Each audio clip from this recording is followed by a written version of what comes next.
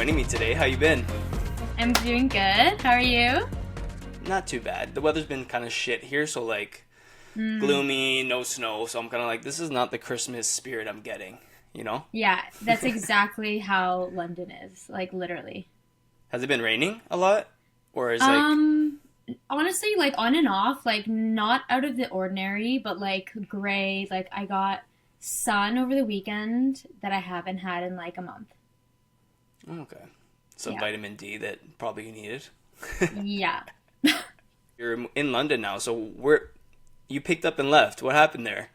Yeah, I know, it's so crazy. I was living in Vancouver for 3 years, and doing like school and pursuing dance, and then I think just something kind of inside of me was like, okay, like this is cool. Like I kind of like did Brampton, Toronto, whatever, and then I did Vancouver, and I was like, okay, now that I'm fully done school, like I obviously like want to dance, but it just felt like Canada's market wasn't really giving me what I wanted.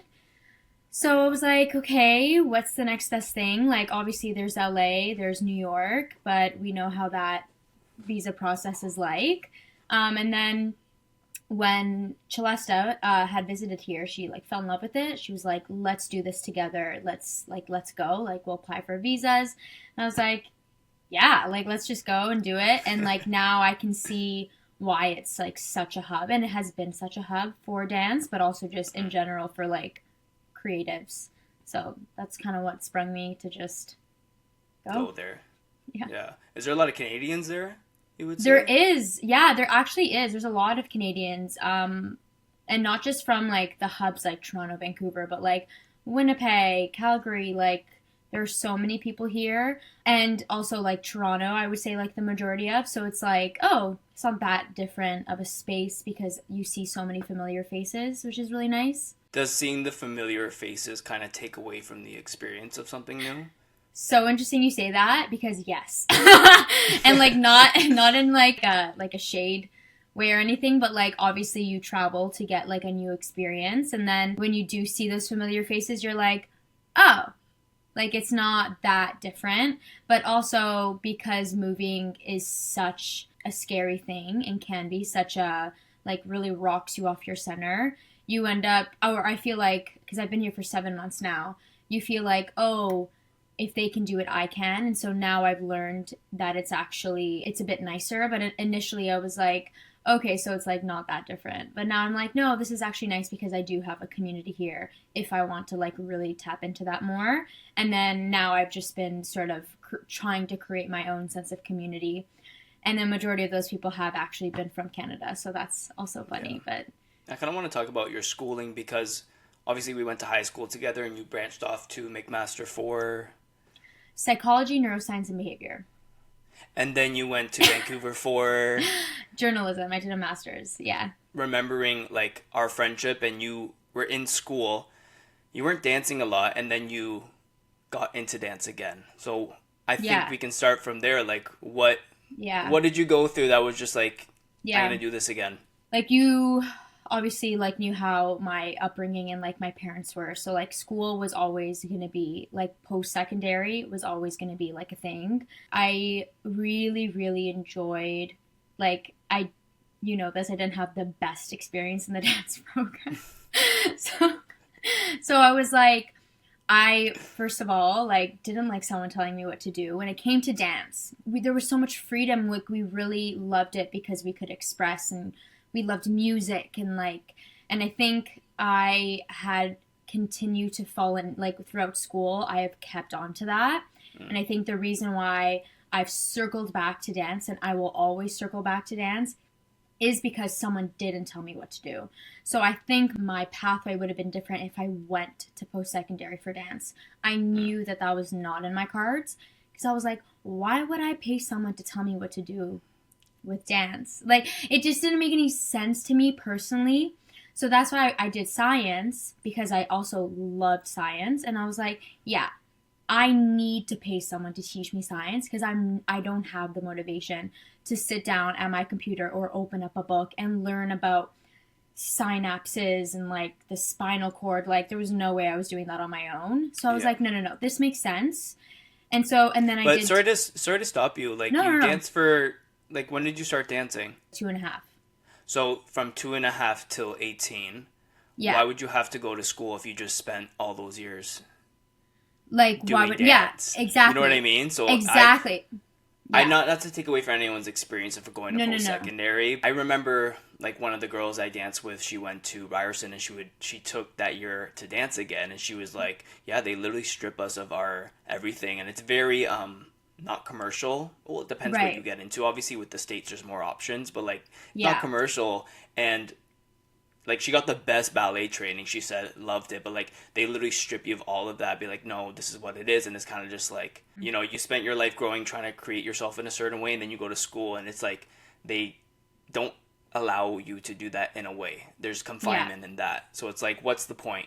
Why are we here? Why are you spending 40 grand to do dance again?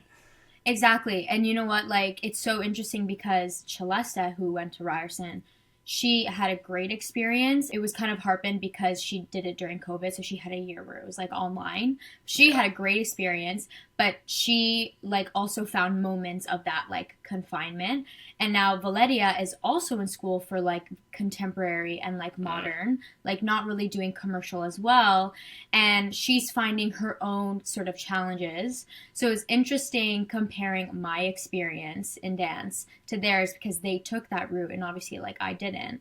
I honestly think it was because of Mayfield. I just knew early on, I was like, there's no freaking chance someone is going to tell me that I cannot kick my leg higher than 90 degrees in a class.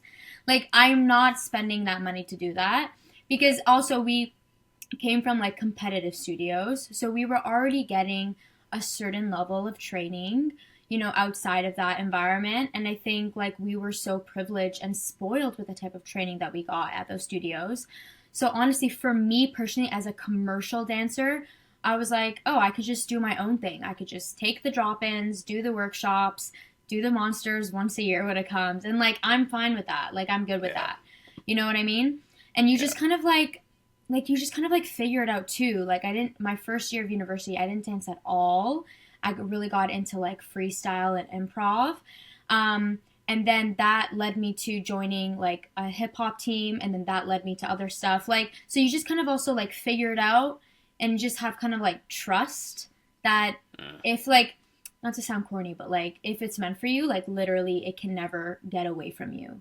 You know what I mean? And if it does get away from you, then it actually wasn't meant for you in the first place. I just kind of like trusted in that. And then now I'm just like, this is the first year I'm fully out of school and I'm really just pursuing dance. 10 years later. 10 years later, yeah. Like, you know, I'm 27 and I'm dancing with these literal kids, like 20, 21, and they're just getting into it or they've been doing freelance dance and I'm like just starting.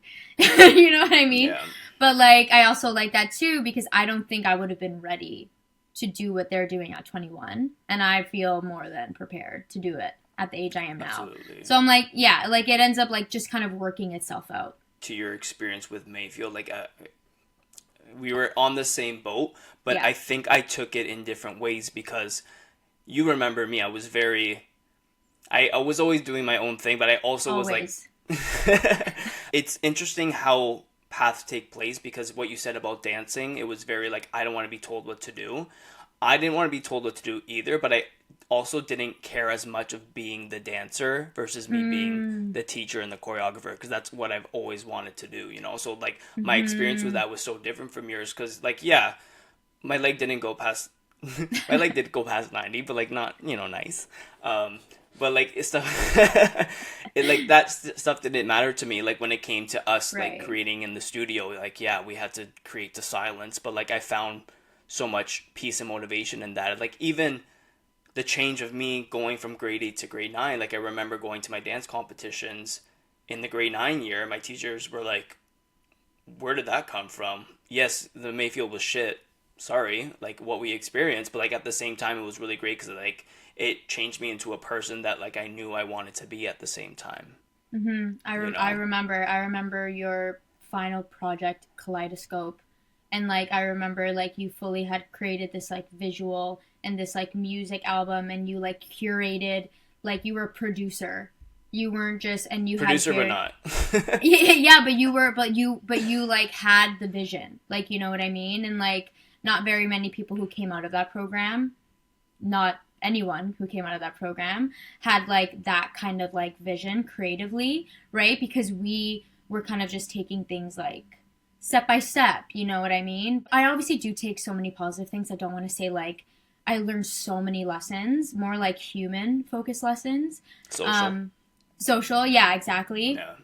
But yeah, it's just cool to hear like that you had turned around that experience like for the better, and it like led you, because if you had a great experience as a dancer, maybe you'd feel less pushed to be a choreographer, a teacher, you know what I mean? 100% with that, but again, like growing up, I was the guy that was, I would go to dance and then be at home, and then before I go to bed, I just threw on my headphones, my little iPod Nano, and like I would just sit there and listen to music, and like it was a whole full production in my head. And like, I couldn't step away from that. It was never like, the way that I pictured it was never like me, like, yeah, I would picture myself doing it, but it was like the bigger picture. Like, who's doing this? What colors? Are we in Las Vegas? Are we in the forest? You know what I mean? So it's been interesting to like have that experience, but also find people that are like that, because I found myself getting lost in a way because I knew I always wanted that, but then when I'm a people person, so you know, with you, like you wanted to dance, like I, in a way it was hard to relate because like I was on that wave, but the wave was going in a different direction. So like 100%. And like I found more of myself wanting to connect with the people, so like I wouldn't dive into that more so than what I should. What I'm learning is that a lot of people here are stepping away from being a dancer into more of like a choreography role because for different. You're aging. Yeah, right. We're getting older. Like what? We can't do that anymore. Exactly. But then, yes, 100%. It really is like just your decision. What I notice here is that everyone's like, getting to 30, you know, and it's like, yeah, for sure. But also that's your decision. Like if you want to dance, you can. You know that, right? Like it's not like no one's telling you. Yeah, like no one's telling you that like at this age you need a transition. That's why like sometimes when people talk about age here, I'm like I just can't listen because it's so different. And like again, like people are just ready at different times of the year of their journey and their path. And like some people start choreographing at 16. Some people start at like 40. Some people don't book their first world tour until they're 35. Others, maybe they got a lucky streak and it was like 20. But I can't, but like, I don't know what it is about like London, but like it seems like once people get to a certain age, they're like, oh, can't be doing this anymore. It's like, who told you that? Who told you that? The mindset, but also the acknowledgement coexist. Because, in a way, they're right. Like, yeah, it's 30. It's like, okay, so what are you going to do differently to not enhance your body, but make it mobile so that you can do it? Or, like, select different things that are not as crazy as they were 5 years ago, let's just say. Exactly, yeah. Like, I can't stand when people are like, oh, I can't do this anymore, and then still go out and go to the chicken shop and still smoke. It's like, okay, well, no, you know what I mean? Like, do your choices match, right? And I mean, that's a them issue and whatever, but it's like, no, like now I'm in class and like, honestly, my body has never felt better. Like I feel so much more in my body than I ever did when I was like in my young 20s. Oh, whatever. So gross, but yeah. Well, you're also trying to figure out yourself, you know? Yeah, like I've had a lot of dance people on this podcast, and like I talked once with one of them saying like I remember being a kid and like I had a duet and like we didn't win as much as we should have, and our teacher's like, you need to connect, and it's like, what does a grade 7 know about connecting? You know what I mean? So I remember my mom bought the video and she forced me to watch it, and I was just standing there being like, I hate everything that I'm looking at. I don't want to watch this. I don't care.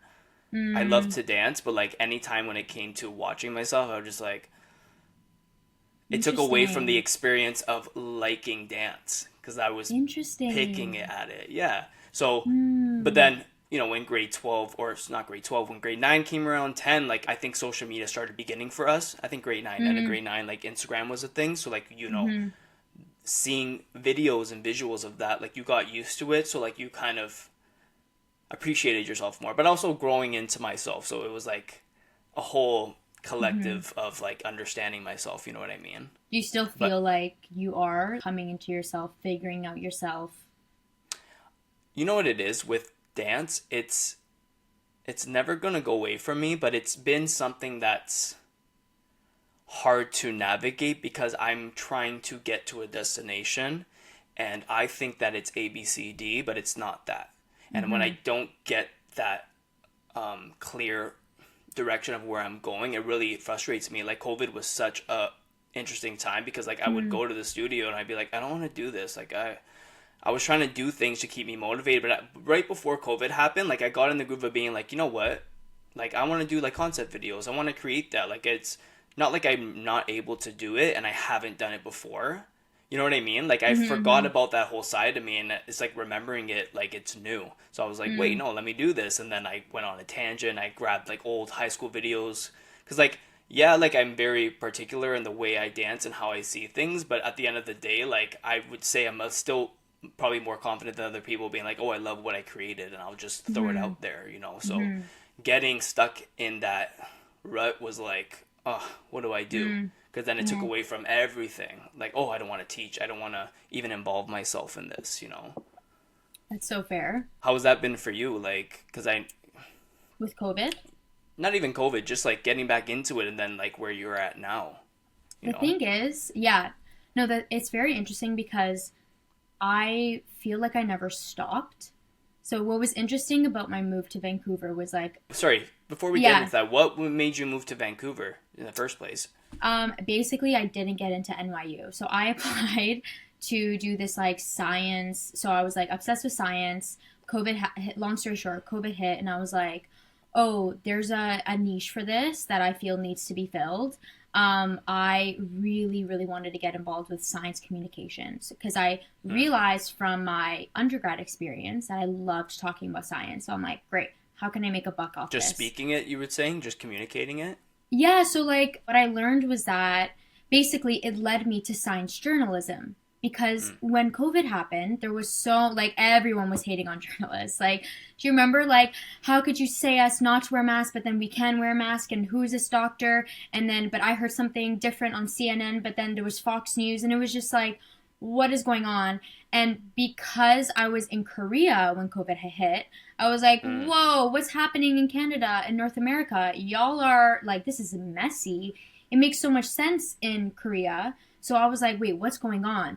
And so I became really passionate about sharing my experience online about that. And then I was like, wait a minute, like maybe I should look into like doing a master's because my nana, as soon as I graduated my undergrad, what are you going to do? Are you going to become a doctor? What are you going to, like, are you going to get your master's? Like, I was living in Korea, living my best life. With your dance clothes on, you're like, I'm about to go take class, actually. Yeah, exactly, right? And she's like, did you apply for master's programs? Did you apply? And I was like, oh my God. But it actually was such a, like, I knew I was going to go back to school. And I was like, okay, guess we're going back, like, right away. And then I was like, oh, there's actually, like, programs for this where you integrate storytelling with science. And I was like, oh, I like this. Cool, yeah. Basically, didn't get into NYU. And I was like, oh, it was like my dream program at the time. That's what I thought. Because also New York and blah, blah, blah, and dance. I was like, I can do both. The whole essence, yeah. That bubble popped so quickly. And then I went to Vancouver and I was like, well, I'll apply to UBC because their journalism program seems like it can do the same for me. Ended up loving it. I stayed there. I got signed. I was with DaCosta in Toronto, and then I got signed back out in Vancouver. But I had no expectation. I was like, I'm here for school. Like, I don't think I'm going to continue dancing. Like, I'll take class. I'll train.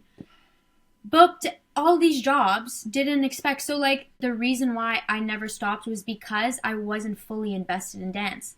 That's what I'm realizing this year. So annoying. It always happens like that. It's so annoying because, like, the moment that you are like, you know what, I'm putting all my eggs in this basket is the moment that nothing will happen for you.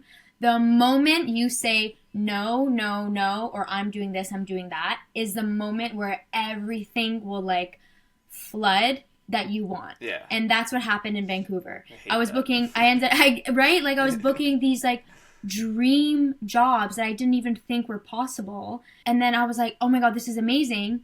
And then after I finished school and I was like, great, I'm ready for it all. And then there was nothing. And I was like, okay. Then I was like, okay, Felicia, you obviously love Vancouver. You're training great here. It's going great. Everyone knows you. It's like, oh, you can take class for free, blah, blah, blah. But there was this like little feeling inside of me that was like, is this it? Like, is this it? Because like you're comfortable. It's you're that Capricorn happy here. Kicked in. And she kicked in so strong. And then I was like, oh, I'm bored. I need something new. Yeah. And so I was like, okay, well, I'm not going to do another master's program. I know I'm done with school. Like, I don't want to be an academic student. So this is my chance to fully just do dance. Yeah. And it's such a tough road. I understand why it's taken me so long to do it, because I don't like it. I don't like it. You don't like the patience of it? Yeah, the patience, and because like when you're fully invested, it's like you should eat, breathe, dance, repeat. Like I'm like, should I do a PhD here? Like, what's going on? Like, I need to fill up my time with something else that is just as fulfilling with dance. So like, thank God that I'm obviously interested in so many other things like writing, journalism, fashion, music. Like, London is still such a great hub for all of that. So I'm like still really excited to be a part of that. But just pursuing dance has definitely come with a lot more challenges than I would have expected. Like, especially as a freelancer, like, you know, I'm still building the blocks here, you know, showing face, like doing that whole thing. And it's just like, oh my God, like it's so hard. I think it's draining more so than hard. Like, it is. Like, it's draining. Yeah. Draining is definitely more of a like specific word. It takes so much, honestly, like emotional energy. It's not even about the physical. My body's fine. Like, okay, yeah, I gotta start stretching now after class. But other than that, like emotionally, I feel like, is this for me? What am I doing? Like, you know, I obviously have bigger like life goals. Is dance really gonna take me to those? Like, you have all these like questions, right? Yeah. And you don't know if you're gonna find the answers like with dance alone. I mean, not a lot of people do. That's why people teach. That's why they choreograph. That's why they do so many other avenues. They make music. They direct. But I'm realizing now that like I felt like I had so much power in being so diverse and had a variety of skills rather than just doing this, because there's so many classes you can take in a week, right? And then you need a part-time job because you gotta live, right? Pay for everything. It's also like London is so pricey. You know what I mean? Yeah, it's like insane. I mean, nothing different than like Toronto, Vancouver, New York, but like when you're living on your own and you have everything. Yeah. Yeah, you know what I mean? I'm like, can I go back to Mama and Papa, please? Like, can I move back in? But like, am I gonna be happy? Probably not, you know? Have you ever found yourself being in that reflective state, being like, yeah, I love to dance, but where's it coming from? All the time. And I have been asking myself and reflecting on that question way more heavily in the past 7 months than I have ever.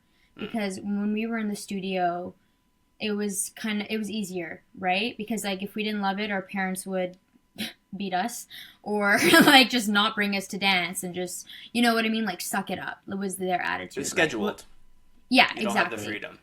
Exactly. Now I'm heavily reflecting on that.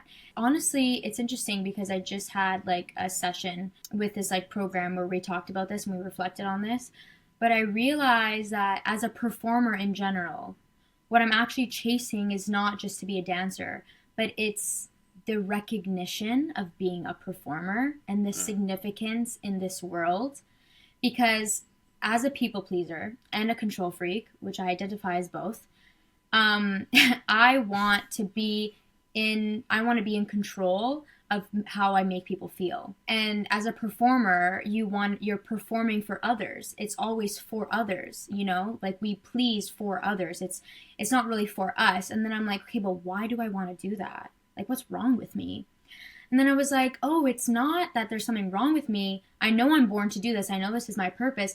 But I think ultimately what I'm actually searching for is just significance in this world, is evidence that I am on this planet and I did something with my time, with my body, with my skills, or so to speak, and I made people feel, and I think it's just like getting recognition for that, because if I wasn't performing, there would be no evidence of my existence.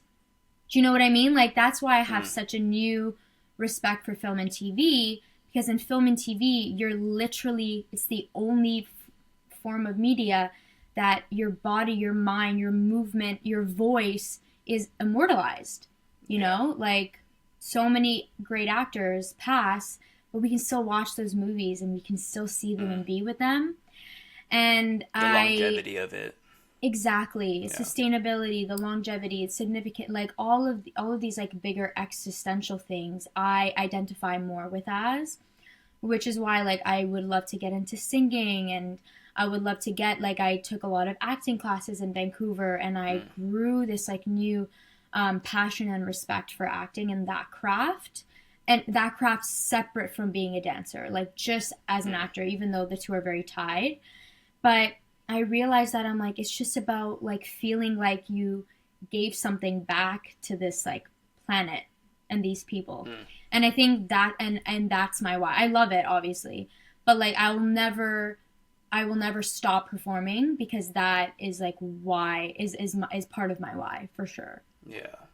That's so interesting you brought that up, because like, I've had this conversation too here where it is a psychological thing, because growing up we are grown to perform and like have that performance thing when we go out there. Like, whatever you do, you need to perform, and that really gets put into our personality. So like, my best example of that is like, if I were to go in a group of dancers, it's just really high energy, because there's a mix of personality, but there's also that underlyingness of like a performative act that you need to perform.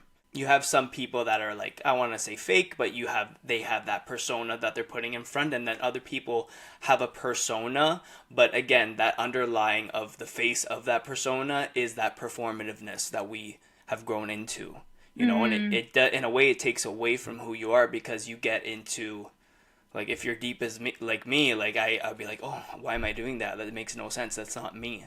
It is, but it's not at the same time, you know? And that goes into people pleasing, wanting that recognition. So like, where do you find yourself taking what you've learned and that awareness and breaking that cycle in a way that's more authentic?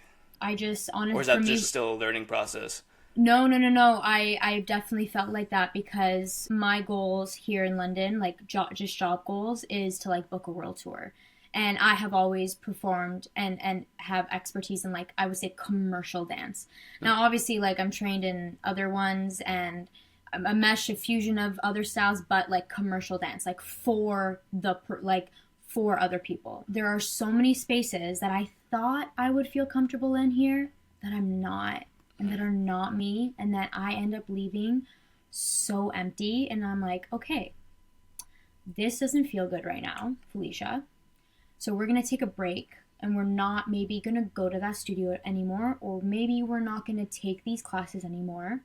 So then I'm like, okay, what's pulling me, what's pulling me towards something? And then maybe it'll be this like random contemporary class that I'm like, you know what, I haven't done like a floor work class for some reason. And I'm really just talking about like danceability wise, and then I'll do it. And then I'll feel so fulfilled. And it will feel like almost therapy for me. Like, I had this sense of play that I had been searching for. And I was honestly just searching for them in the wrong rooms. And now the stage I'm at is like, okay, well, if I'm not this type of dancer and I don't feel good in this class, then what is meant for me? Like, what jobs are meant for me? But then also, like, I know I could do it all. Like, I don't need to put myself in a box. But like my brain is so analytical. Like if something is not black and white, I start to like, yeah, you know what I mean? And so now I'm just at a phase where I'm like, okay, you just need to do what feels good, and wherever that is, with whomever that is, just go with that. And like I haven't taken class maybe in like 2 weeks, and I feel so great because I'm just like just stepping into myself. You know, not killing yourself on the floor. Yeah, exactly, because I don't want to be in space. I'm not going to pay you money to make me feel devalued. Why would I do that? You do not have that power over me, so I'm just going to remove myself, save that 14 pound, 50 or whatever, and I will go drink a beer in a pub and be like so content. Like, you know what I mean? Little pint.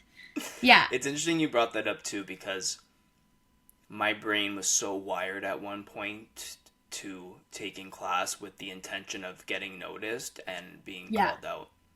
So obviously, like when we went to jump and everything, like I loved it regardless. Yeah. For me, it was like social. I saw everyone.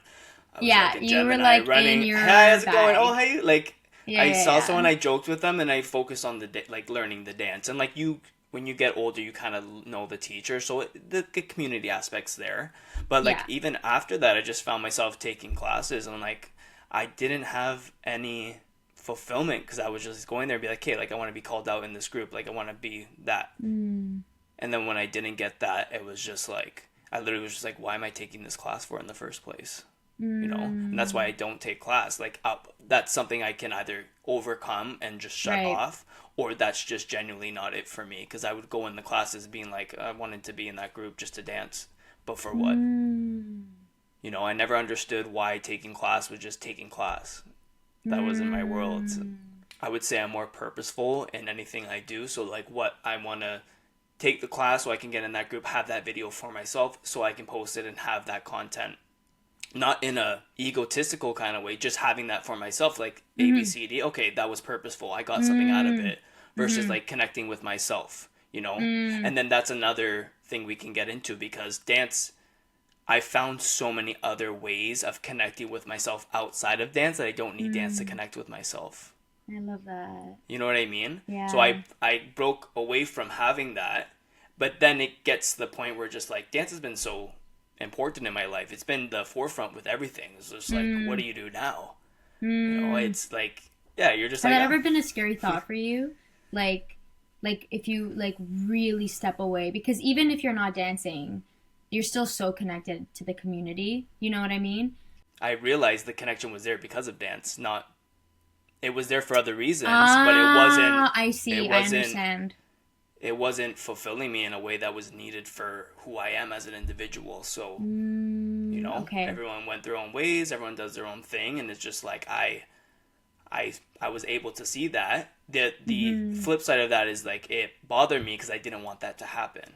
It was a comfort of having, not even just with dance people, just outside of that, like, you know, old school friends, high school, elementary. Like I did have, you remember, I had so many different groups of people that I connected with, and it just like, I'm so aware of who I am and what I'm growing into that like I just realized that just like I've hit past the ceiling point of that relationship or that connection, and just like, oh my god, like I always ask for wisdom and truth and things, and like I got that, and here I am like, oh fuck, I got that a little too soon.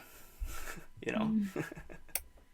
I now I understand what you mean. Interesting. Yeah, like you say you go to dance and you feel something.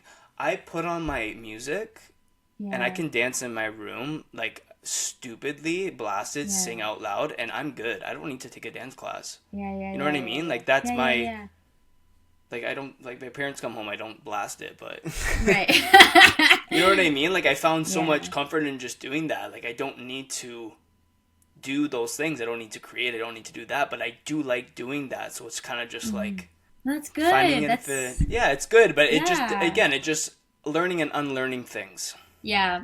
Lots of unlearning. Yeah, lots of unlearning, but just being like, taking it as you go. Because I feel like, again, it goes back to the whole purpose thing of like, okay, why is this happening?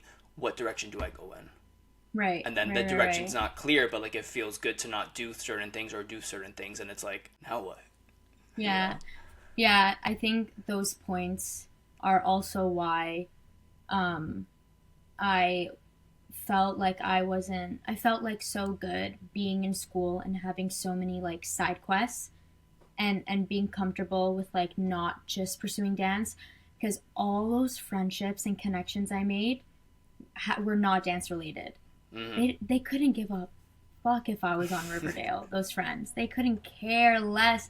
Zombies. Well, they did, what? but it was like, oh, cool, and then yeah, like great, like you know, cool, or like yeah, exactly, and like it was refreshing because at the end of the day, like I'm Felicia, I'm a dancer, but also I'm not a dancer. Like I'm not just a dancer. I'm not just a writer. I'm not just Italian. I'm not just Canadian. Like my identity is me. It has actually almost nothing to do with the things that I actually do, produce, create, work on. It has nothing to do with that. And I think that's why my undergrad friends like provided me a certain level of comfort because of we were so connected with science, because we loved asking questions and getting answers. That's why I connected with those friends. My journalism friends, kind of like similar, and like they were just like all so cool and funny. And so we just all like shot the shit or whatever. Like I never talked about dance. I never talked. It was great. It was great. And now it's almost like when I do step outside, it's like kind of the only thing right now that I talk about. But I'm dance wise, yeah, because majority of my friends now here are dancers. Now, initially when I came to London, I started working at Glossier, and that was really What's nice. That? It's like a makeup brand. Like it was like majority women. What do you do? Like? I was just doing retail. My first retail cool. job. And I loved it. And I loved it because everyone there was like just doing their own thing. I met fashion designers. I met creative people, but that were doing nothing to do with dance. And that was so refreshing in London because now I like go there, like I know this person is doing this thing, or this person like really likes this, I don't know, music or designer, and it has nothing to do with dance. And I'm like, oh, like sick. Like these are just also like really good people. And I like, you know, I'm obviously meshing with these people for a reason that is dance aside. And that feels good because it's me, right? Yeah. It was just such a parallel point you made about like you realizing that you don't need those connections, because when you remove dance, you actually don't need to, you feel less connected to those people. And it makes so much sense. Yeah. So much sense. Yeah. But even not just like removing it to see what's happening. Like I've always been a people person. So like it was funny because I was talking to one of my old friends the other day, and we just brought up high school, and she was like, I don't know what we were talking about. She's like, yeah, you were pretty popular. I was like, no, I wasn't. I wasn't popular in high. Like I don't know what entails being popular, I would say, but I was just very bubbly. Like I would thrive in between classes because I had my headphones on listening to my music, but I was like saying hi to anybody and everybody. Like that's just what I liked doing. So it wasn't even like I was creating this world. I was just living in that world, and like I thrived in that. So like community has always been something for me, but I also don't find myself in community. I find myself being myself, and I like placing myself where I go versus the opposite. Some people need the community to find themselves. There is some times where like I need my community if I'm having a bad day or getting lost. I just need that reconnection. But again, that just goes back to me wanting to hang out with people and do my thing, because that's just literally who I am. And again, a reason why I started this podcast. Like I do look at the bigger picture and the purpose of it, but I'm sitting here and like picking out little things I want to change, but I'm like, I'm actually genuinely just having fun. Like I'm enjoying this, and like if I make money out of it, if I don't, whatever, I plant this seed and it's okay. Yeah. You never know where it's going to go. I remember a very distinct moment where I like had a mental breakdown in my first year of university because Which university? McMaster. I was a McMaster my first year, and I remember I was giving like I walked to my friend's house to give him a math book, and he was like, "Oh, thank God I needed this because like he was like planning to become a doctor." And he just sounded so sure about like going to med school. And everyone in the science program at my master was like, you're either dead or you go to med school. And I was like, great, so I guess I'm going to med school. And then I was like, wait, that doesn't sound like me. Or doesn't sound right. Yeah, it does not sound right. Like, I'm not trying to, like, get paid my first paycheck in 12 years. Like, I'm not doing that. Yeah. And then I had, I remember, like, having a full-on breakdown and a panic attack walking back home. And I was like, what am I doing if I'm not going to med school?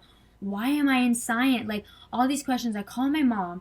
My mom's like, first of all, Felicia, like, relax. Like, this was never your goal, so I don't know where this is coming from. And then I told her, like, she was like, you're also... No, it is funny. No, it is, like, exactly, you know my mom, right? She was so confused. And then she was like, also, like, I know you want to dance, and you're going to find dance. Like, she said it, and I was like, but dance doesn't make money. Like, you know? And I was like, and I need money to live and money for this. And, like, going through this, just, like, really going through it as, like, a fresh 19-year-old. And she goes, Felicia, you're going to find something you love, and you're going to stick with it. And she said something, she was like, when you just keep on the path of what you love, like, money will come. You're not going to have to figure out the money, because you're in your purpose, and so you're going to attract it versus, like, me searching for it. And I think that's where I'm going wrong right now, is, like, right now being in London here for dance. In the back of my head, I'm like, career, and I'm trying to find dance with money. But it's like, Felicia, if you wanted money, why did you choose dance?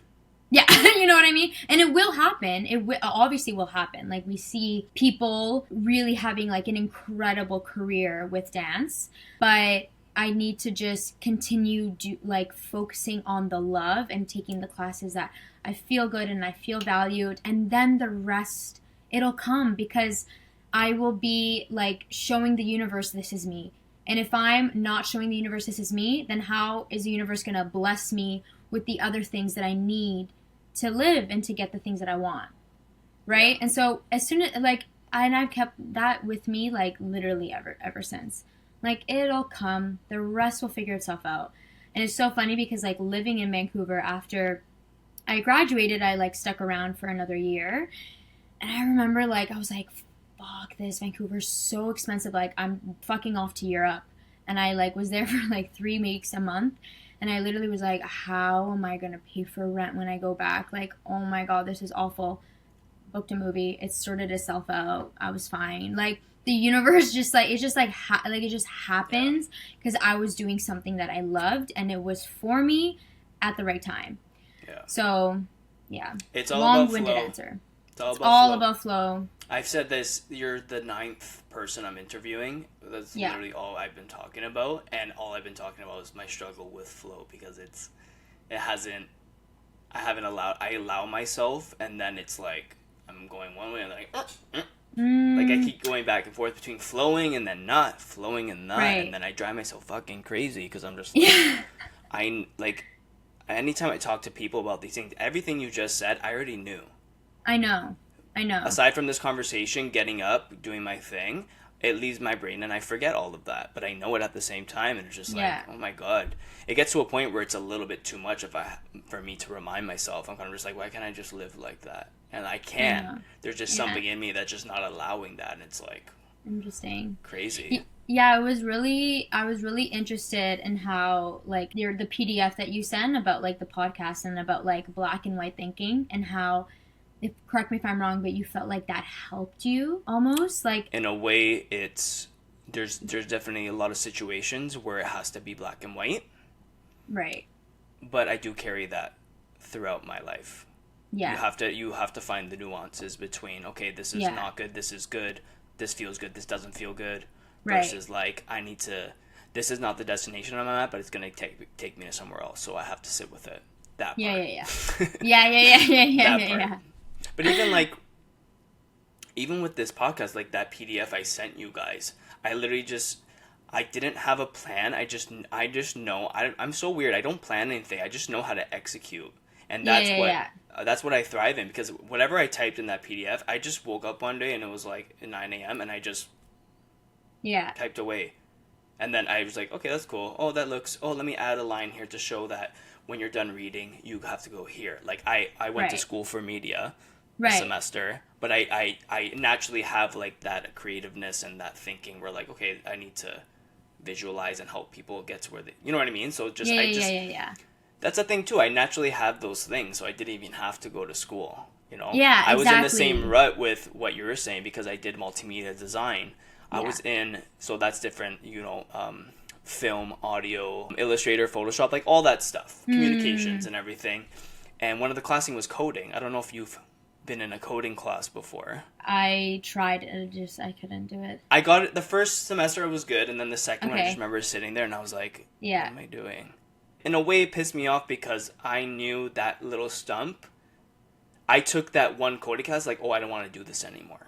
So when I reflect on it, I'm like, I could have stayed because here I am doing all those things that I went to school for. Little moments like that where I remind myself, I'm like, sometimes you just need to sit in that, I don't know what's happening, let me just move forward with it.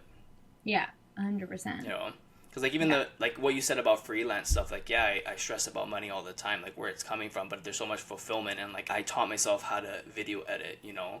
Dancing was like a thing, but like even growing up, I would, like, we had our talent shows, I just made a dance up in my head.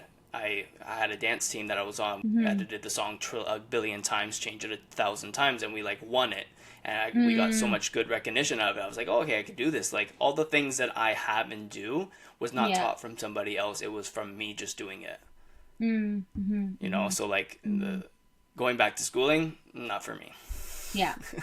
8 magazine. Yeah. I want to ask you, why 8? 5, 6, 7, 8. I hate you. So is that actually it? Well, okay, it's a little bit not more I hate layered. you, that's cute. No.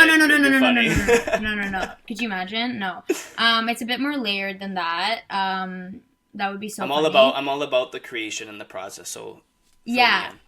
So basically came at like on I was my birthday just happened, and I knew that I wanted. Can you give us time frame of year?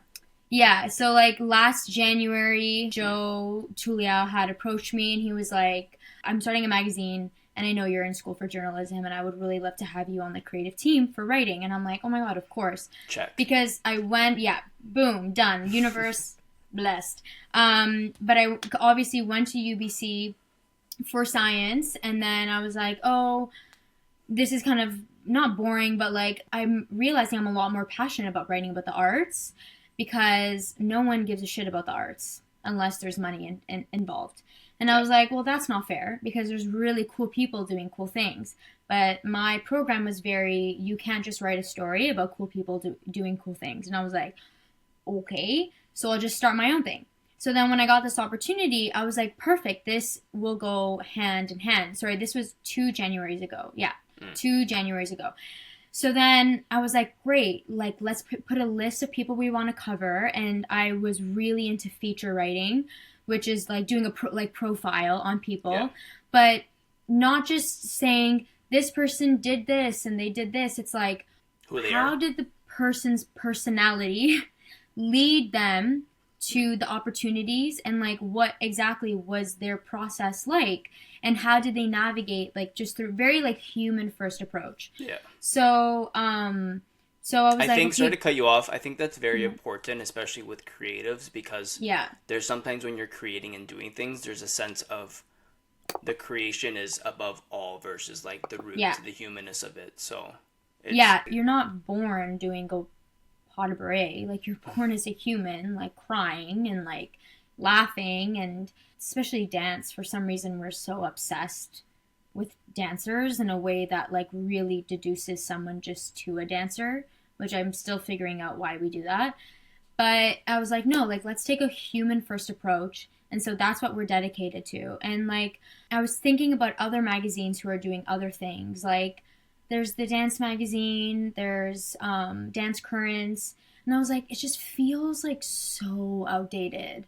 Like, especially for commercial dance where there's so much creativity, there's culture.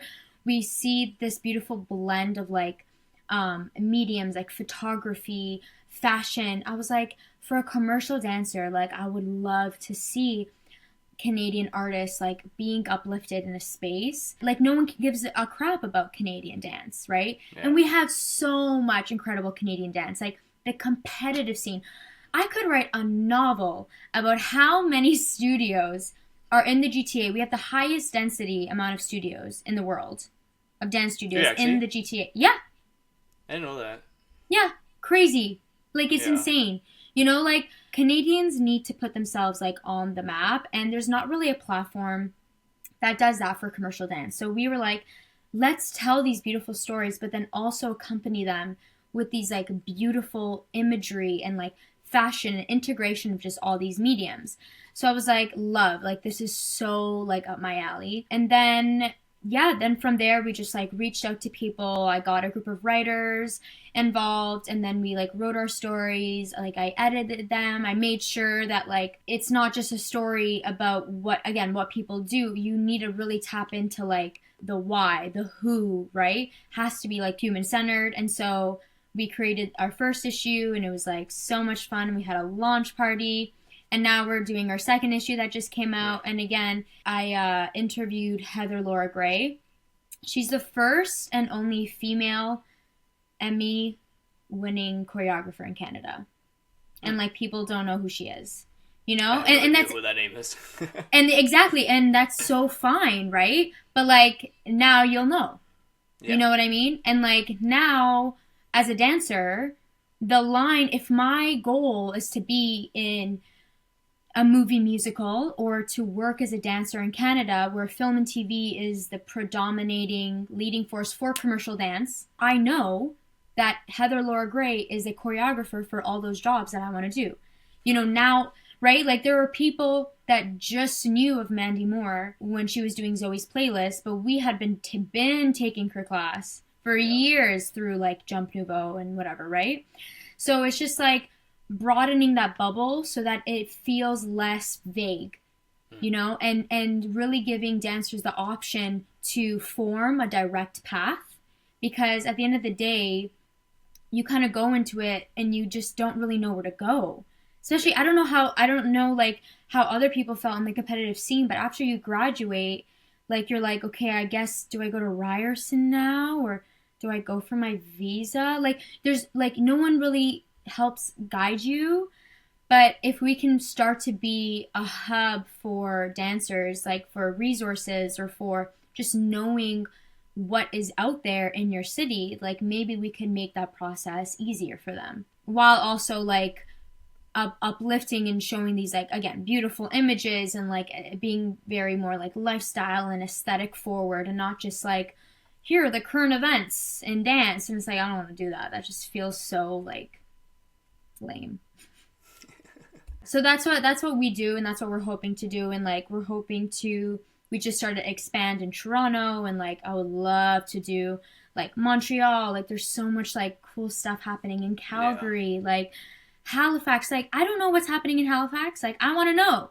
Like that's Canada, you know what I mean? Like it's funny because I agree with you 100% about like having talent in Toronto and it not being highlighted. And there's been a point in my, you know, since high school, whatever, being like, how do we create a space where it's like not us going to LA, to Vancouver? How can we facilitate Toronto? Like, how do we create that? And it's like, in a way, it's hard for one person to start and do it, but it has to be something collective, you know? Yeah. Unfortunately, that's just how it is in the world of dance, at least for Canadians. It's like you finish dance and it's like, oh, you should try getting a scholarship to like, what is it called? NYCD?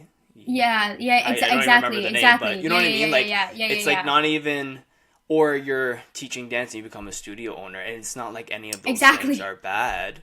You know, I even thought about that at one point, but I'm like, oh my God, I don't think I can do that. But I think it gives the person an opportunity to grow and flourish the way they need to, because, you know, we go to dance and we all love it, but like, it's not that I didn't love it. Like, I stopped dancing in grade 11. Some people dance 2 years after high school and they don't dance ever again, you know? And here I am still, you know what I mean? There's just different outlets and different directions people take with it. It's kind of just like you doing the magazine and saying, I want to highlight dancers. Some dancers don't want to be highlighted.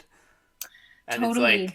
it's like, oh my God, we're so used to it so that once we're all in a group way of thinking and being, once we branch off, it's kind of just like we get lost in that because we're so used to coming in the class, having that schedule, like working towards something together.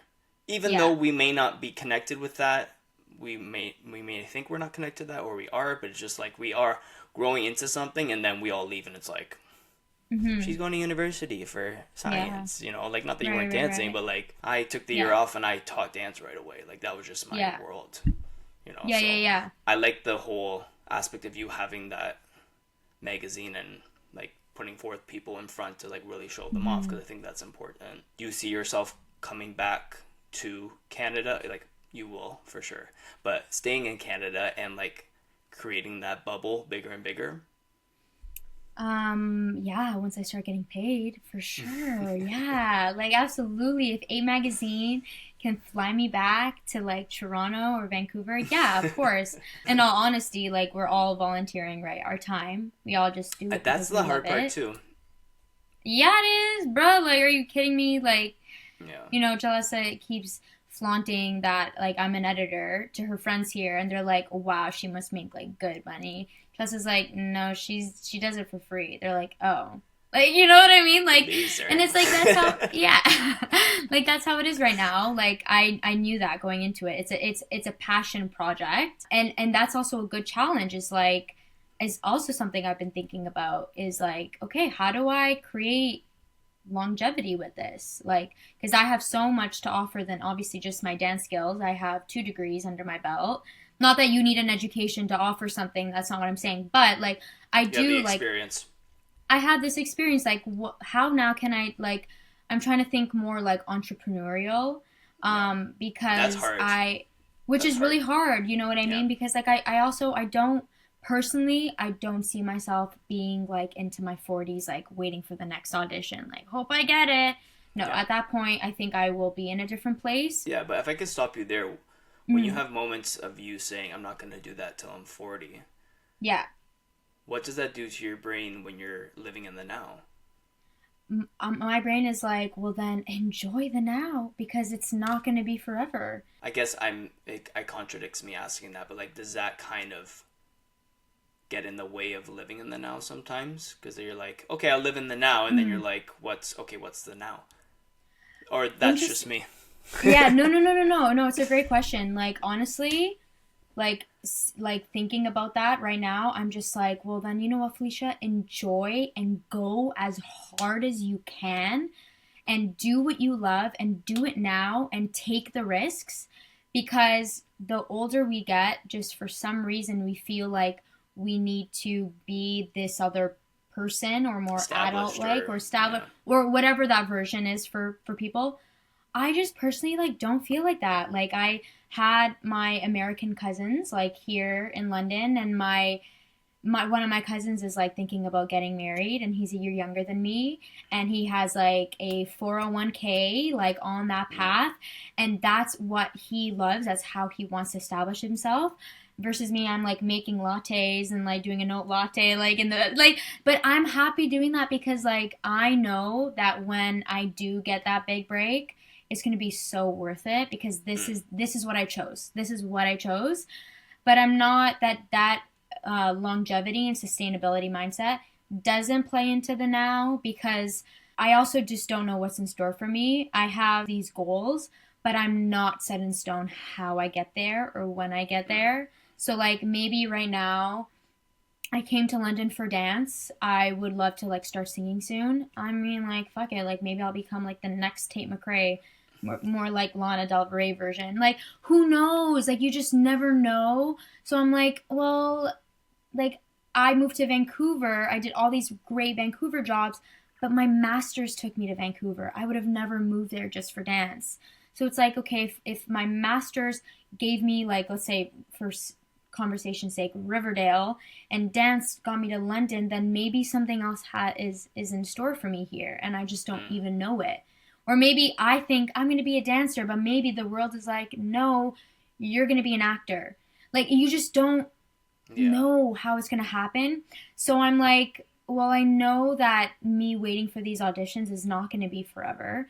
So like, let me enjoy it. Like I've never had the chance of like being just a freelance dancer.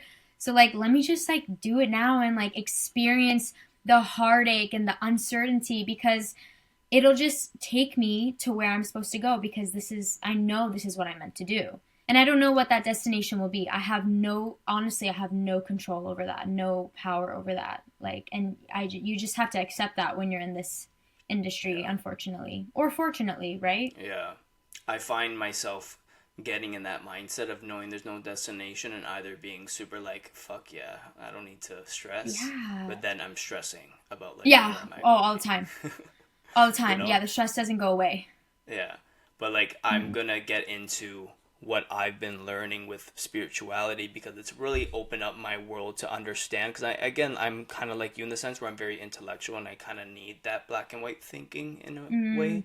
It's not so black and white because people wouldn't really understand it, I would say. But like, I go to an astrologer and I have my Reiki. Cool. Like, I've done all those things, and it's really guided me to understand myself on a different level energetically. And I think that was something that I actually have to understand for myself, because it just it puts me at ease in levels that I didn't think I was able to. So I don't know, do you believe in past lives? So in astrology, she's able to look at your chart and tell you about your past life and like relationships and stuff. So I've been dabbling in that world and understanding it. So she was basically telling me that in my past life we were like spiritual leaders. So whatever that is, doesn't need to be specific. She doesn't say the specific, but she just told me that. And she said, you guys had something to back you up if anybody was going up to you and saying, well, this isn't right. Well, if you follow this, then you'll be good. Everyone came to me. Everyone needed something. They came to me. I didn't have to go to anybody. If we were having a hard time in the area we were in, we would pick up our shop and go somewhere else and then just start over again. Fast forward to this lifetime, the energy of this lifetime flips to the opposite. So in this lifetime, I can't expect people to come to me.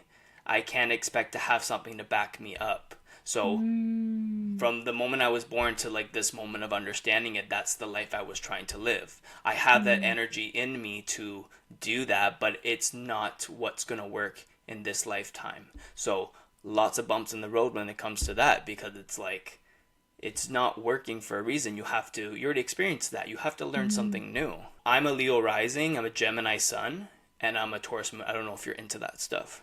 Like, are you aware? What's your rising and moon? Do you know? Oh, I have no idea. I just know that I'm all Earth. I know I'm all Earth. Yeah. Got it. So grounded. When your rising sign is what you're born as and what you are in your past life. So you're a Capricorn, but you're growing to be a Capricorn. So my last breath here on Earth, that's when I'm a full Gemini. So even then, you're still learning how to become that energy.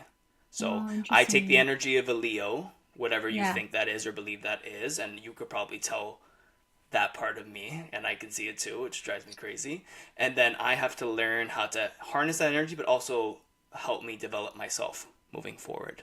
So again, going back to the past life, the Leo, center of attention, everyone came to me. I come in this lifetime having that, but when I don't get that, it's confusing to me. And it's not an ego thing, but it's like I'm figuring out what's going wrong here. And it's like I have to unlearn that to a certain extent. You know, so that's been the challenge with dance, because here I am, I like dance, but even subconsciously, like again, with the choreographer thing, wanting to teach people, I already lived a life of being the forefront.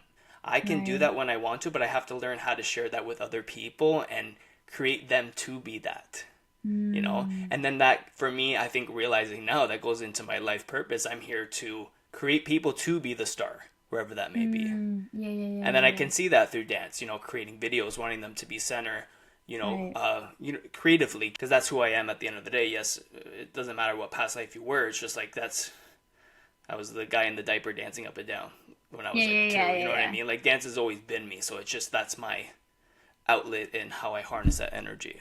So that's been my experience, and it's just like, if people could get into that and really see it from a different light, it's like, oh, because like sometimes, again, with the black and white thinking, you're sitting here and you're trying to look at something and it's not making sense.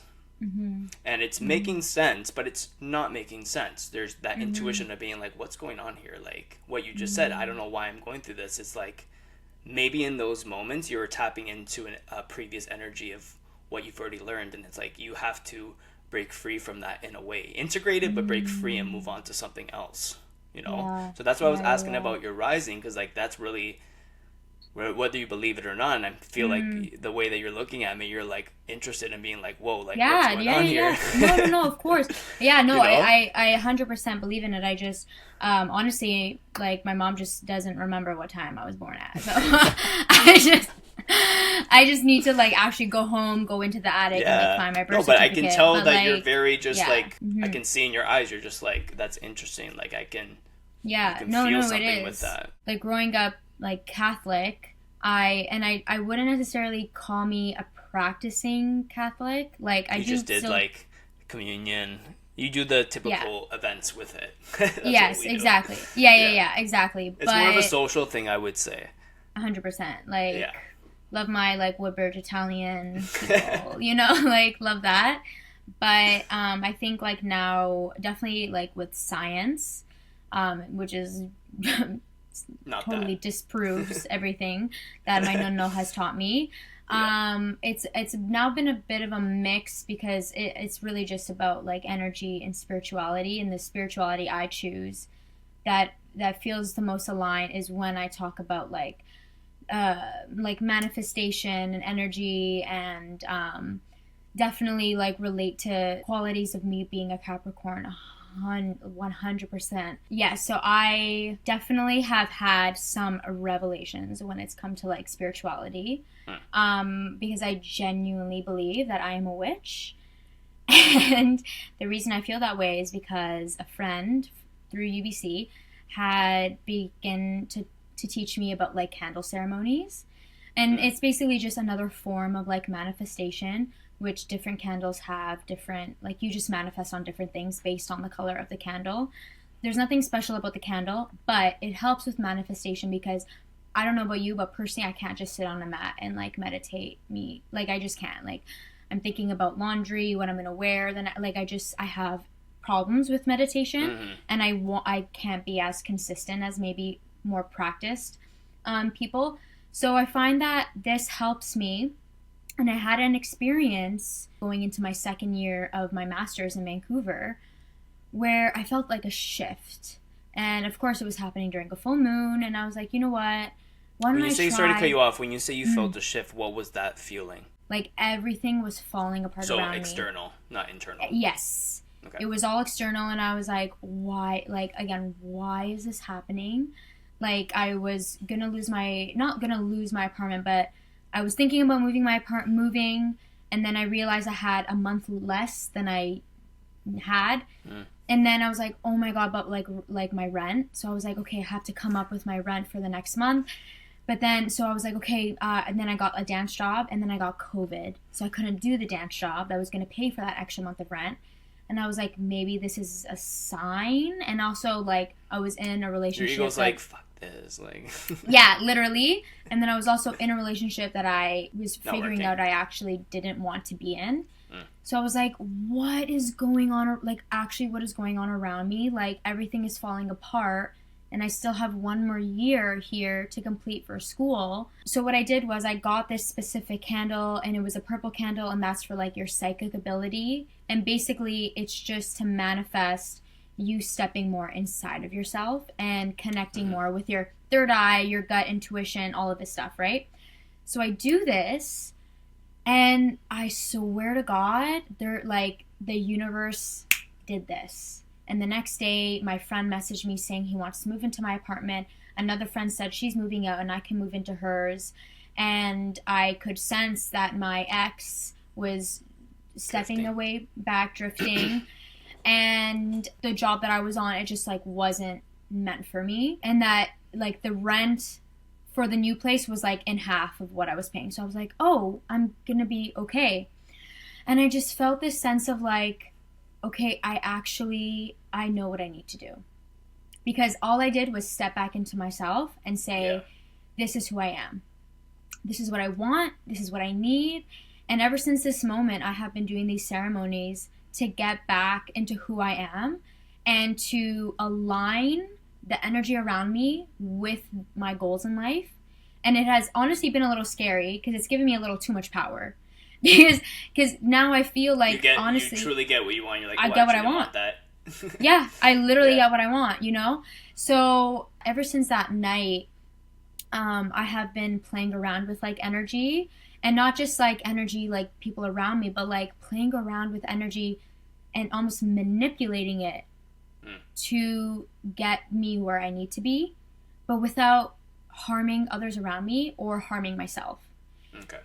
So that has been like my spiritual like journey. I mean, like I've been into energy before, and I actually did an energy reading during COVID through Zoom, LOL.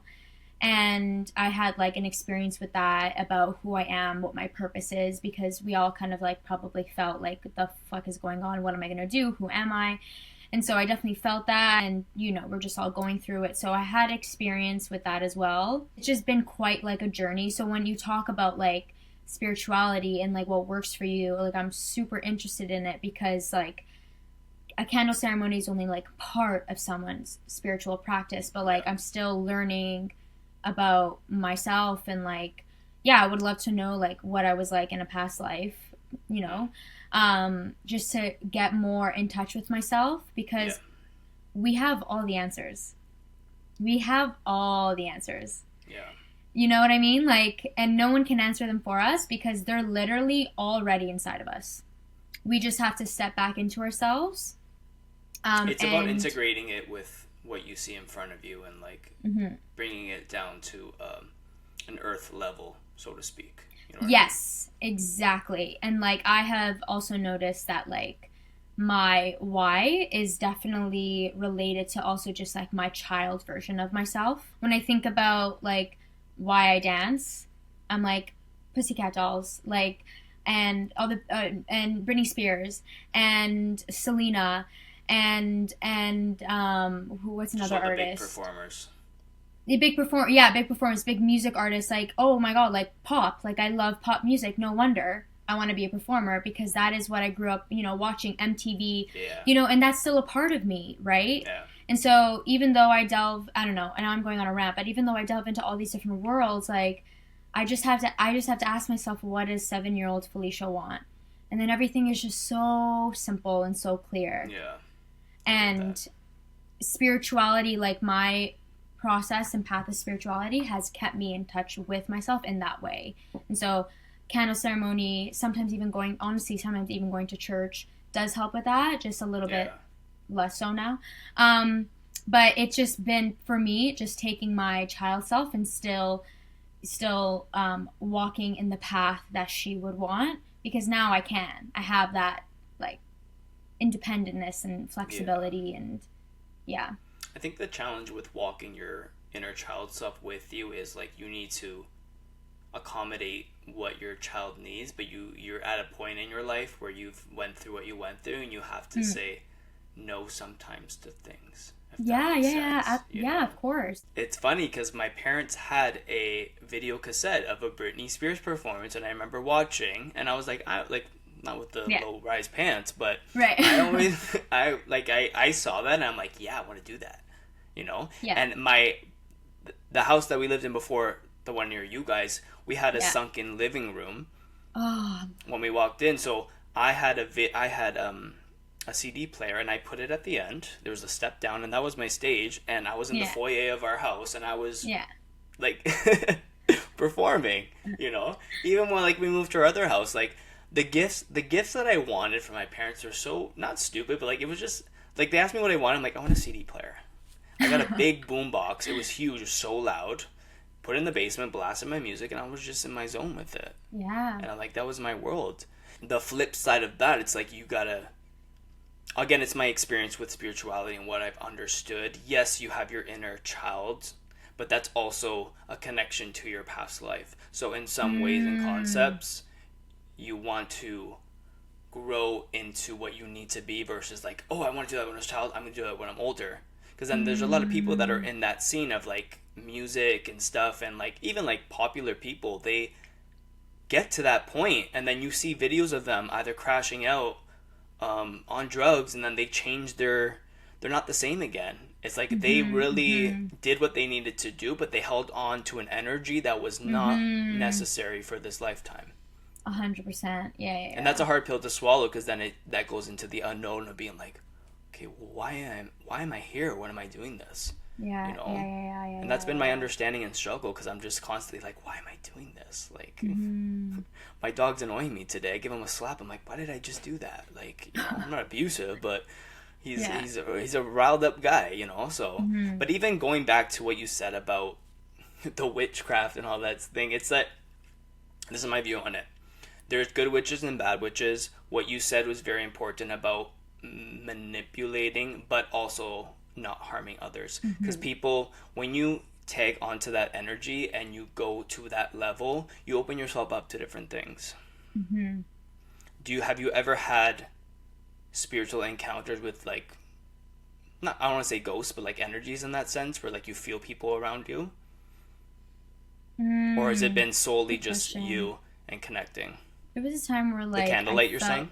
Yeah, the candle ceremony, where it felt like I was working with other people, like, and like, not to be like weird or anything, but like I felt like there were forces, and how it could be angels for someone, it could be literally like guides, ghosts, literally whatever people can imagine, but that were doing things for me that I didn't know until later on that I needed, even though I was so angry in the moment. And I was like, what? Like, why? Why? But then there were these outsider forces or guardian angels of sorts that were like, just trust. And it felt like I wasn't like alone, even though I felt like I was alone. But energetically, it was almost like I was working with other people. Like, and it's so crazy, because I remember the night that I was doing this, I was on the phone with my ex, and I was like, bro, get off the phone. Like, I want to be alone right now. But I didn't want to say it because I'm a people pleaser. But I was like, he was like, what are you doing? And I was like, I'm chasing the moon. 2 years ago in July, we had this crazy eclipse, and I couldn't see from my balcony. And I go, I don't know what pushed me to do this, but I go on this like 45-minute walk all over like the south downtown of Vancouver, and like a crazy person, I'm like, I need to find the moon. Like, I don't know what it was, something ignited me, and I mean, I felt like there were like forces being like, you need to go and do this, you need to go. And then I couldn't find it, and I go home and I go on my balcony, and it's right there. It was 45 minutes like, for nothing. Yeah, but it was almost like a test, like how badly, like the way I envision is like, okay, how badly are you committed to this? Because it's really out of my character to do something like that. Like, my mom would just be like, stay at home. Why are you wandering the streets? So like it's kind of out of, you know what I mean? Like, it's out of my character. Like, I couldn't just like go for a walk in our neighborhood. Like, what's going on here? Yeah, exactly. Like, it was weird. Like, so it was really out of my character, and that's how I knew that it was important. And then everything just fell apart. Everything fell apart. My relationship, my sense of self. I even questioned, do I want to finish this degree? If I just want to dance, why am I in school? Why do I keep depending on school as like this crutch? Why am I investing so much in my plan B when I know what my plan A is? Like, I had all these questions, and then it just revealed itself to be this amazing, like, awful journey I went through. I started like therapy and just coming back into myself, and then I met my current boyfriend. Like it was just like weird. Like, everything then just fell aligned, and even the jobs I was getting hired for me. For the blonde, crazy girl that got casted because she started dancing with her rosary in the club. And someone was like, we want her. Literally. And and it was on that job that I met my current boyfriend. It's just like weird stuff started happening where then it all started to make sense. And then I was like, oh, like, I understand now. But yeah. It's, well, to your point of what you said about the eclipse, in that moment, your ego was really in full force. You don't have the knowledge and the proper lens to look at situations like that. So yeah, the things that you were feeling happened during an eclipse. That's what eclipses do to people. I remember when we had the eclipse here, I remember sitting looking at the window, and I started seeing that it wasn't like fully dark, but I saw the darkness. I was fine. Like, I was having a tea, my dog's next to me. I'm just like looking at it. I felt this heaviness. It felt like an anxiety, but not triggered from anything. I was just sitting there, and I felt my chest trembling for 10 minutes. And I'm like, what's going on? And like that, I had to remove my ego, being like, oh, am I drinking, is it the tea? Like, I realized it literally was just the moon and that energy that it was bringing out of me. And my astrologer said to me too, like, when anyone who has an eclipse happening around their birthday, usually that year for them is really not good. And shit goes down. I remember there was an eclipse that happened on my birthday in like 2018, and I found out so many things that I didn't want to hear. Little example, but it's like really getting that knowledge and connecting us to like stuff like that. Even like the cycles of the moon, like that should have been our calendar. 28 days, 13 months. Not the way that they're doing it now, because people, unfortunately, there's beings and powerful people above us that know these things, and they don't want us connected to that. So like you having that experience, like you went through, it's perfect. You still would have went through that minus running around for 45 minutes. If you just sat there and be like, oh, it's just like the eclipse, I'm feeling this, you could have done maybe something else. And then, it's right there. I was fine. I didn't need to do anything. Like, even me giving you that perspective is just like, the ego really like gets at you and creates that. So it's like, how do I allow myself to step back and be like, chill? You know? Because like you wouldn't, if you were naturally like that as an individual, you wouldn't have to do those ceremonies you're saying with the candle or anything else, or like feel like you need to go and try different things. Just like you have it in you, you can still try those things, but like to the extent of being like, I need to do this, I feel like this is happening. It's like taking that time and opportunity to go within and be like, what is this actually needed for? Why am I creating this? These concepts and the way of thinking have really created a different view of my world. Like, my lens is completely different than it was 5 months ago, a year ago. You know what I mean? It's so different now. And like, I'm still Daniel, but like, there's just this like, I don't want to say enlightenment, but enlightenment of just being like, seeing it for what it is, you know? Black is black, blue is blue. You know, so it's interesting that people go through experiences like that and they don't have that knowledge to have that power of literally just stepping back and sitting with it. Again, going back to the flow, going back to this is where I need to be, you know, because again, the ego is just going to kill at you until you realize like, hey, gotta calm down, you know? Yeah. So many people are like not in tune, like at all.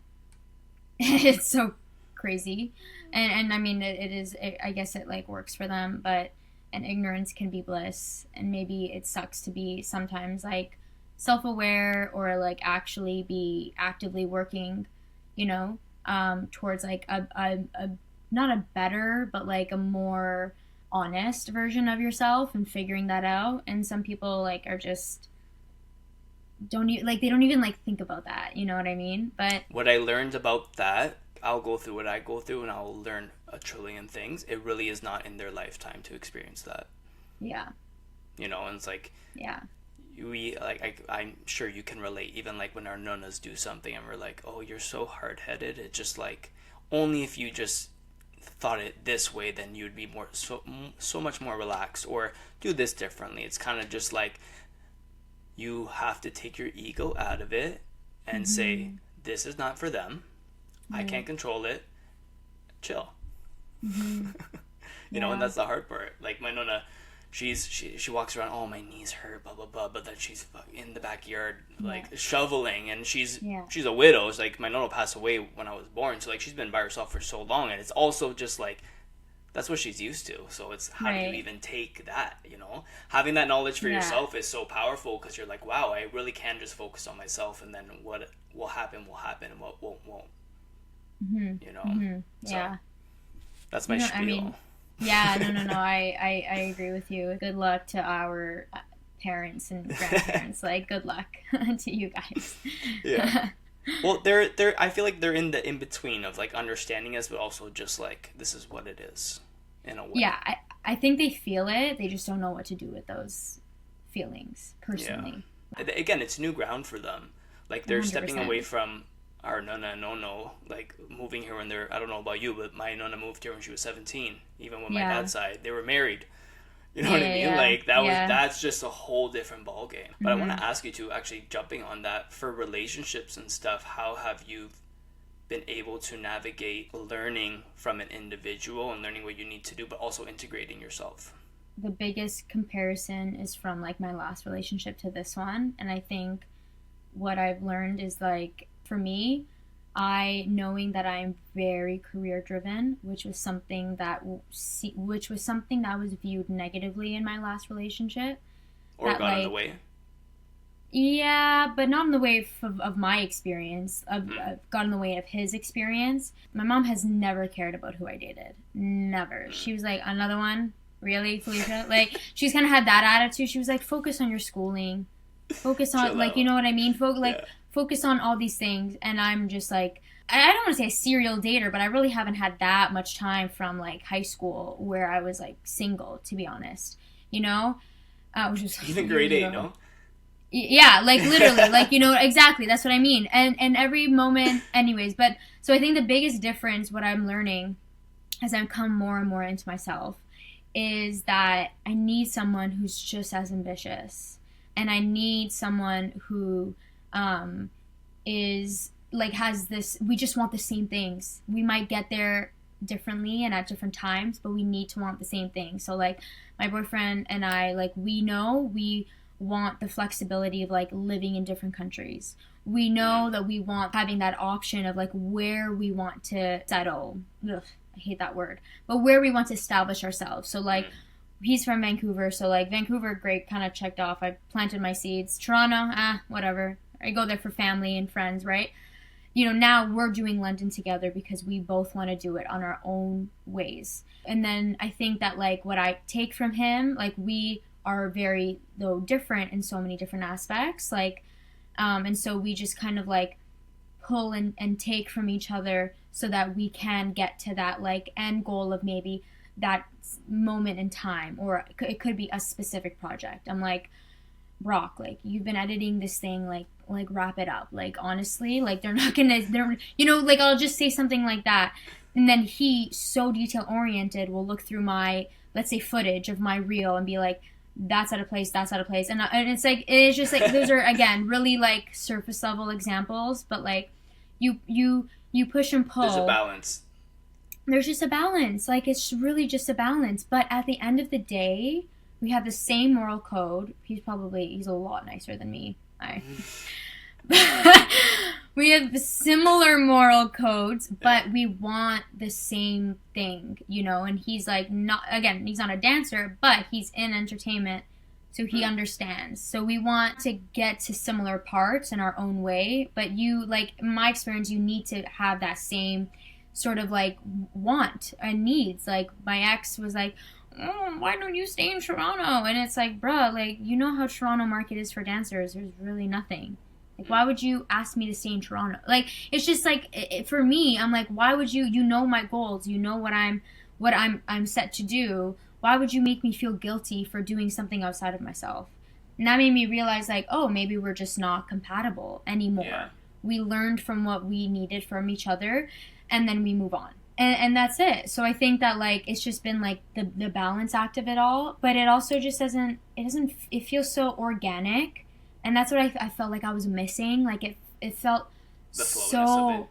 Yeah, exactly. And like, you know, we've only been dating like just over a year, but we're living together in a new country. Like that's again so out of my character. Dating the older you get is not black and white. That's it's not. Yeah, it's not. And exactly. And like I think my black and white way of thinking was getting in the way in my last relationship, because I was like, this doesn't make sense. And he's like, there is gray area and everything. And I was like, but it doesn't make sense. And so I think that like you just have to find someone who like has to think a similar way, or else like it's never gonna work. Like it's never, you know what I mean? Like good luck. Like when you sit back and look at it, it's funny how you can see where in some areas of your life you really just let go and do your thing, and others you're just really gun-ho on, like it has to be this and that. And it's like, if only it was flipped with those things, maybe it worked out in this way better being black and white, and it worked out this way being gray, you know? Right. I think just getting back to the whole creativeness of being a creative, do you find that reconnecting yourself always evolves to a different version, or you connect to yourself first and then it evolves? I don't know if I said that right. No, I understand. Like when you're like connecting with yourself, do you see yourself already in that space of evolving to where you need to go, or is it coming to you, setting in it, and then evolving? The first one you said, because as I sit more into myself, I realize that I am a different version than I was in Vancouver. And that London is not Vancouver, and it's not Toronto, and it's not South Korea, and it's not LA, and it's never going to be those places. And I want this. Like, there's a reason that I wanted this. There's a reason I'm here, and that's because I'm trying to get to a version of myself that I have yet to evolve into. Personally, I'm a very jealous person, but jealousy just shows you what you want, and it shows you what you're capable of, because if you weren't jealous of someone or something, then you wouldn't be ready for that opportunity. So when I look around like my circle and I see people doing the things that I want to do, I'm like, but I'm also like, no, like that's incredible, because even that person doing that is a step closer to me getting to where I am meant to be. When I step into myself, I already feel like that evolving is like into myself is happening, because I'm already now consciously aware that who I was in Vancouver is different than who I am now, if that makes sense. Versus me reflecting on it and then just taking the steps I need to take towards that evolution. I feel like for me it kind of like happens simultaneously, because I was recently actually reflecting on this with like one of my coaches here, and he was like, well, maybe you just don't have the tools you think you need right now because you're a different person than when you were in Canada. And I was like, wow, thank you for telling me that. Like, you know, like it just needed someone else to say it to me. I know. You know, like it's always like that. It's always like that. Like, always. Constantly, every single day. Like, yeah. Again, when I talked about like having all these people, they're telling me all these concepts, and I'm like, I fucking know this. Like, I know. You know this. I know this already. I'm like, and then I look at myself, I'm like, can you calm the fuck down? Like, relax. Yeah. It's just that, I think it's just that eagerness to live that life you want to live, regardless if you don't know where you're going. You know? I'm such a puppy dog for like fame. Like I'm such a simp for like any form of significance or recognition, you know. And I know why, and I know that about myself, and I know where that's coming from, and I know that intention. And no one else needs to. It doesn't have to make sense to anyone else. Exactly, but by me. And if I don't understand that, that's when like I feel it, and I know you feel it too. Like as soon as you step into a space or you do something that is not meant for you, like you feel it, you know, like you will physically feel that conflict. And now I just like try to listen to that as much as I can, you know, and that's just kind of like how it's been guiding me, because there have been times where I'm in this like training space every Saturday, and there have been moments where I like don't feel like myself, and I'm like, okay, I have to go home, I have to journal, I have to do it all over again. But then I realized, like, oh, it's because I'm new, or I'm different, or all these different things, or like literally whatever the answer is, like it just takes me asking myself those questions, stepping into myself, using those tools, or realizing that like I need new tools now. Yeah. I think it just gets to the point of recognizing when to work through things and when not to. Yeah. Because, you know, like, even what you said about being in the studio, like, in a silly way, I do try to work through that, but it's very intellectualized, or I'm just trying to think, like, what are the options? But I still end up leaving or doing, you know what I mean? Like, yeah. God, like, you don't get it. Life of a Gemini is so difficult. Gemini's, honestly, like, I see my mom go through it. Like, you guys have it. She's Gemini, too? Yeah, she's a Gemini. When's You your guys, birthday? like, her birthday's the May 29th. You guys are just only, like, a couple of days off. June Geminis and May Geminis are different. Okay, got you. May Geminis are more so about the security of materialism. And June Geminis are all about communication and people. Oh, interesting. Yeah. Well, that's what I'm saying. Like, little stuff like that, you'd be like, yeah. what the fuck? But yeah, like, just that whole space of what you just said about, like, feeling that way, I'm learning so much about myself and realizing it's just, like, I have to, that's your ego kicking in and being like, what's going on here? I gotta feel safe. I gotta do this and that. And you had to cut that out.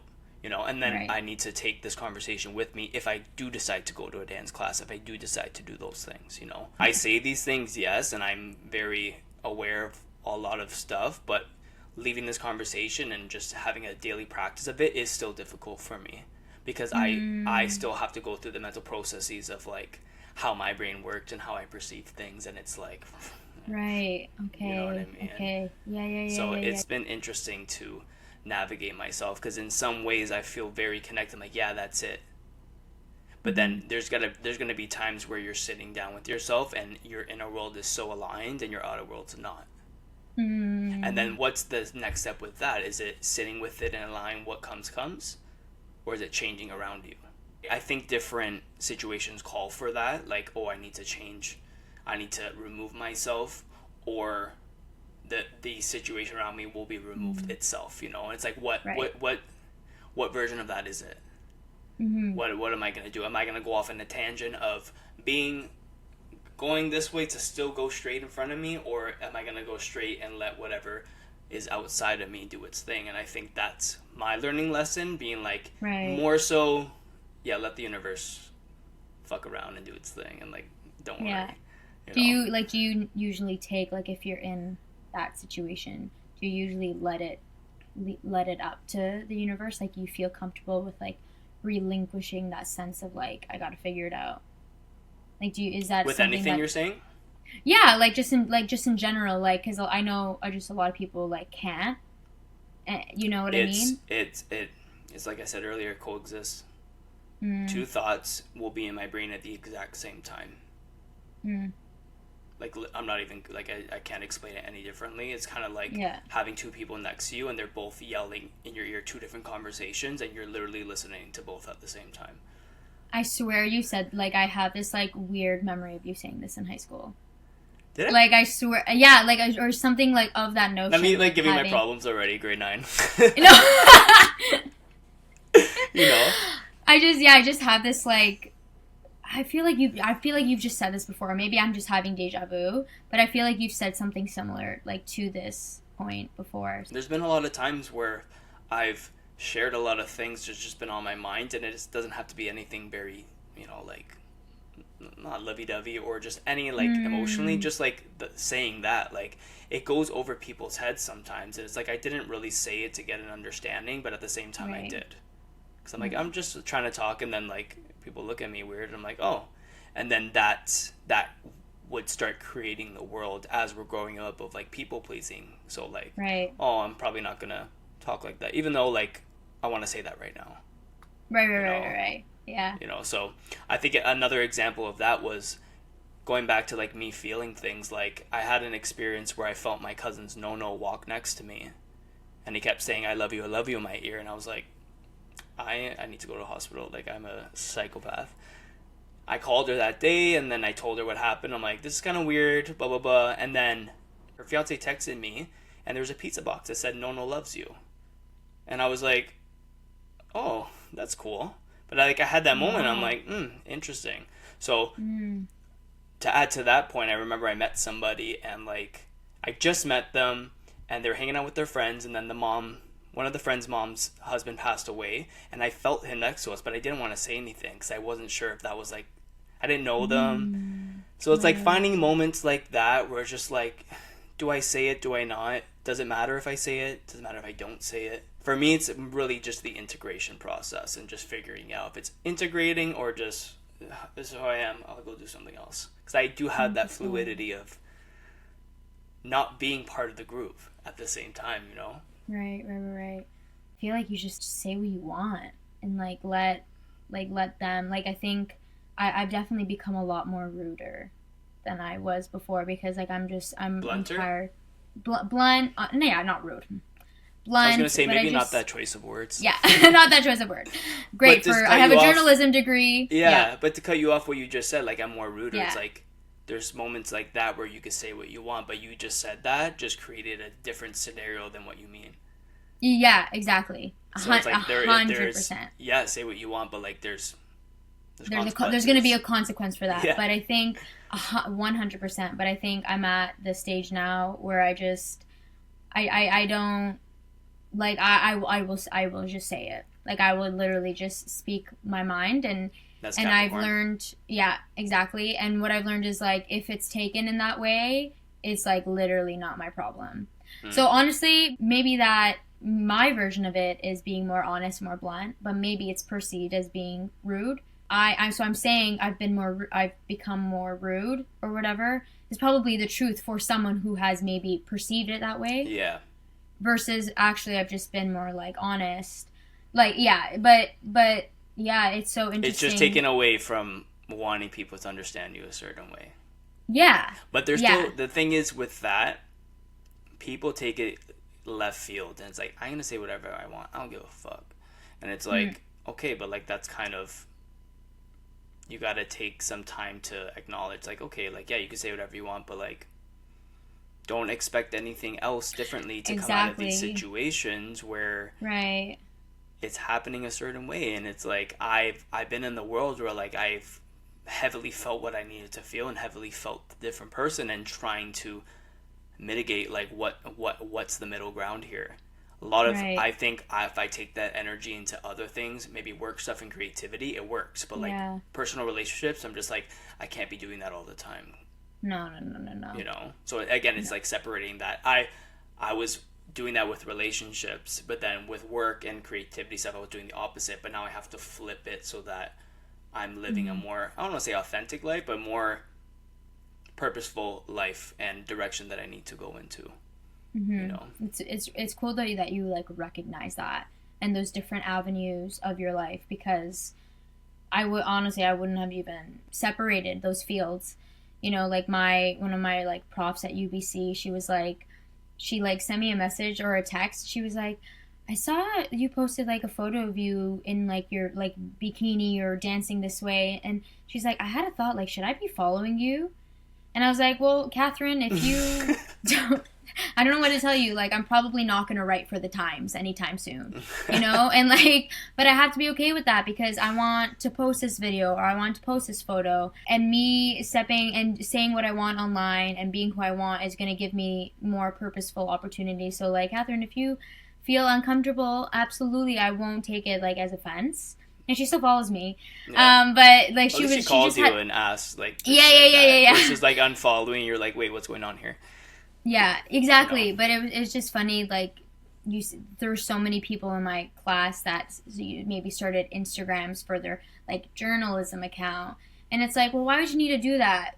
Because, like, what are you saying and what are you posting online that you wouldn't want? Because then you're not actually being yourself. And anyways, that's why I'm probably not going to be on, like, CNN anytime soon. And I'm so okay with that. Like, I'm so okay with that. But it's part of the process of me also just, like, learning just to say what I want. And you're learning about people. Yeah. You know, and just learning the differences and being okay with them and then being able to navigate yourself. Because, like, what you said about, like, posting and all, like, there's some people that have me on their private stories. Like, I got rid of Instagram and I came back and, like, I have, like, more people that I would talk to versus, like, not. So they added me on their private story and, like, the way that they presented themselves was totally different from what they do on a regular, or what even, like, you know, some of them would be political a little bit, and I'd be like, I'm the type to be like, if you really feel that way, just say it out loud, you know? I know, like, stop hiding. Yeah, but then some people feel comfortable being one way and then being something else in the world, and it's kind of like, go ahead. Creatives are so different. We need to live, breathe what we are, you know, which is not a bad thing, but there is negative things that come with that at the same time. Yeah, and that's 100%. Just like the understanding. Yeah, exactly. I'm tired of being Hannah Montana. Like I'm tired of being like that's what it felt like, being going to journalism and then like doing all this like dance stuff. And I was like, well, I need to simplify this. I can't be doing this, or I'll do it in a different way where I still can feel like I'm just one person. But again, like that is different for other people. Like some people like that duality, that very like black and white duality. And the biggest lesson I got of trying to figure out stuff, because I'm gonna keep saying Gemini, but that's just how I am, duality and doing different things. The lady told me, she's like, when you have an idea, if you want to do something, just sit with it for a second. See if it aligns with who you are and what you do versus like doing something different. Because like, yes, doing something, there can be differences in the field that you're doing, but there could be like total differences, you know? And like, I have a lot that I do under my belt that I can do, and it's kind of just like, I don't need to spend another day learning something new sometimes. Let's evolve what I have already. Let's change the direction. Let's try something new, you know? That, I think, for this point in my life, at this moment, like hearing that was like, okay, I'm not going to try something new. I'm not going to create a new company or whatever. Like, I don't need to do that, but you know what I mean? So, anyways, Felicia, thank you so much. This was great. I liked thank hearing you so much everything. for having me. Yeah.